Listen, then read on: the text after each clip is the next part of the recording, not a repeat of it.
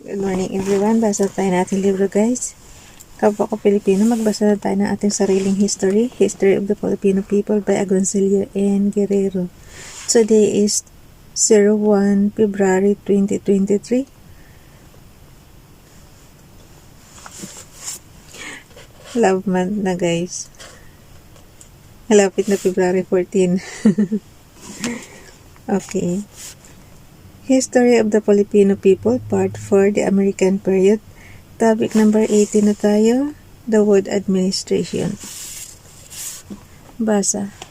18. The Wood Administration. The Wilson-Harrison policy effected political changes much more significant than the mere Filipinization of the government.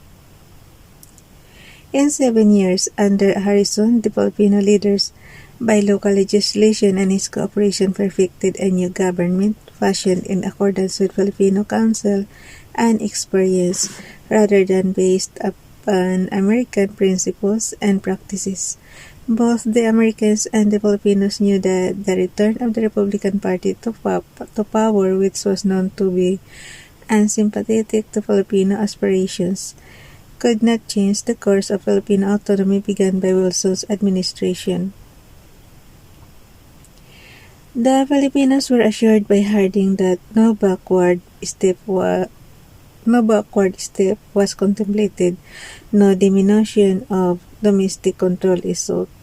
The ensuing conflict between the Filipino leaders and Governor General Leonard Wood was therefore blamed upon the latter's violation of Harding's repeated promises. While they were busy trying to preserve and increase Philippine autonomy, the Filipino leaders did not neglect to keep the independence issue alive. Several independence missions were sent to the United States to agitate for the grant of absolute, immediate, and final independence. It is unfortunate, however, that while the Filipino leaders harped constantly on political independence, very little effort was exerted to gain economic independence. The free trade relations between the Philippines and the United States, by neglect and indifference by Filipino leaders and American policymakers, made the attainment of real independence very difficult, if not impossible. The Wood-Forbes Mission. In December 1920, in his farewell message to Congress, President Wilson recommended to Congress that the Philippines be granted independence in view of the establishment of a stable government as required by the Jones Law. It was very clear, however, that the recommendation would not be taken up seriously by his successor, Warren Gamaliel Harding.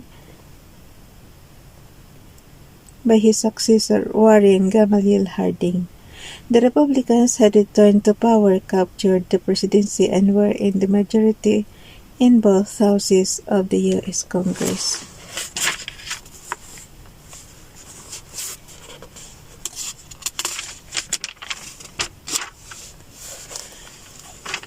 As a result of Wilson's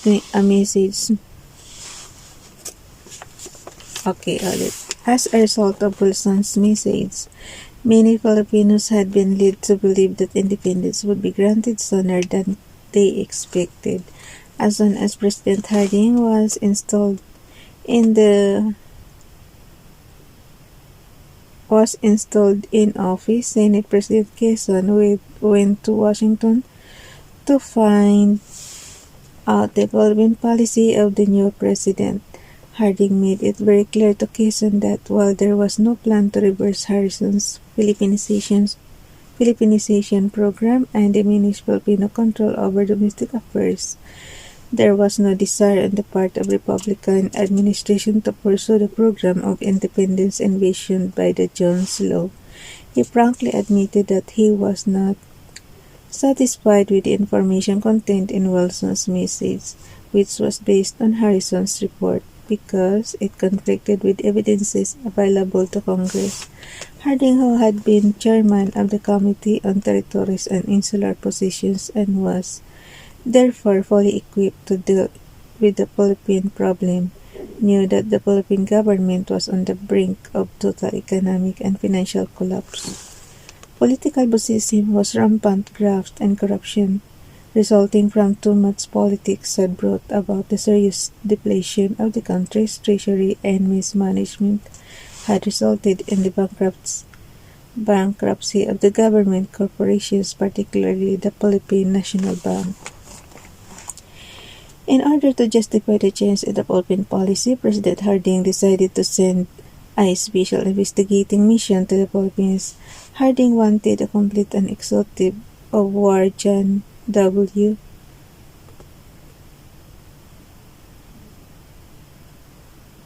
Sorry guys. Ulitin ko lang ha. Harding wanted a complete and exhaustive report of the Filipinos' readiness for independence. Secretary of War John W. Weeks further instructed the mission to look into the country's finances and determine the real effects of Filipinization of the people. Former Governor General William Cameron Forbes and Major General Leonard Wood, well-known Republicans who had been to the Philippines, were appointed to compose the mission. Forbes had been Secretary of Commerce and Police, at one time Vice Governor General, and was Governor General from 1909 to 1913. Wood distinguished himself as the first governor of Mindanao and Sulu, and later as commanding general of the Philippine Division of the U.S. Army. At the time of his appointment to the mission, he was also being seriously considered by Harding for the Governor-Generalship of the Philippines. The Filipino leaders were not apprehensive over Wood's appointment to head the mission, but they criticized the selection of Forbes, for the latter was known for his opposition to Philippine independence.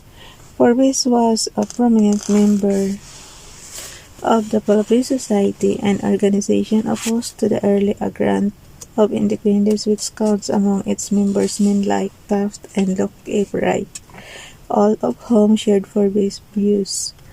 The Filipinos were anxious that Forbes' presence in the mission might turn it into a witch hunt.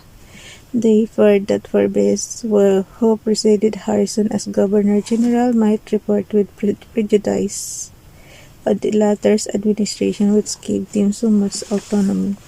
The findings of the mission were a severe indictment of the Harrison administration.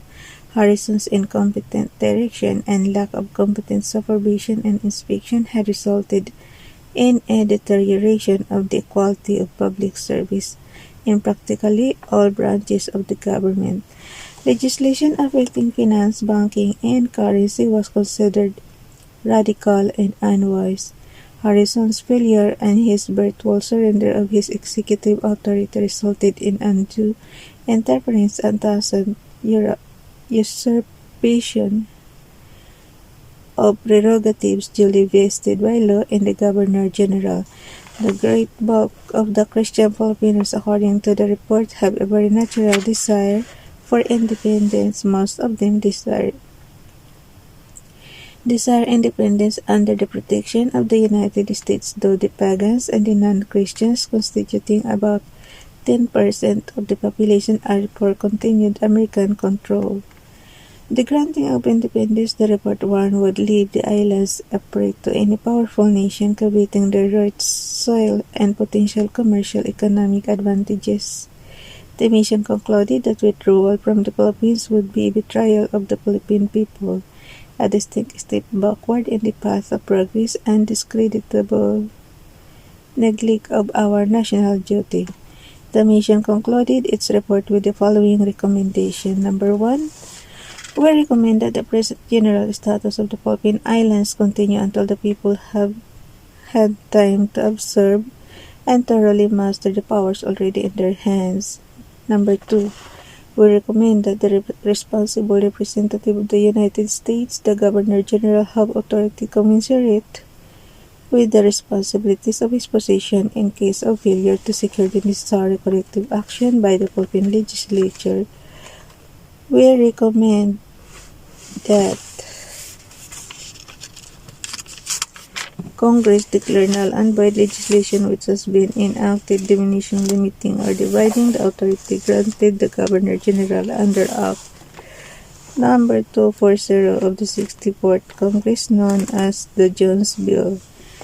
We recommend that in case of deadlock between the Governor General and the Philippine Senate and the confirmation of appointments, that the President of the United States be authorized to make and render the final decision. Number 4.